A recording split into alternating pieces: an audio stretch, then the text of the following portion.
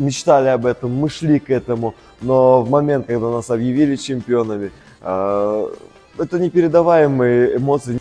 Когда нас объявили чемпионами, мы радовались как никогда. Я чувствовал гордость за свой ансамбль и за свой народ.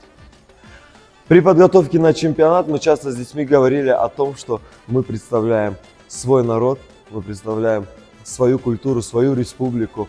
И, знаете, поверилось в это и ощутилось только в тот момент, когда нас вызвали на сцену, когда нас объявили чемпионами России по народным танцам ансамбль «Атэш». Вот именно в этот момент мы поняли, насколько на нас большая ответственность. Мы представили два номера. Это танец «Берекет» и «Адалет». В общей сложности на чемпионат мы повезли 56 детей. Это 28 пар, 28 мальчиков и 28 девочек.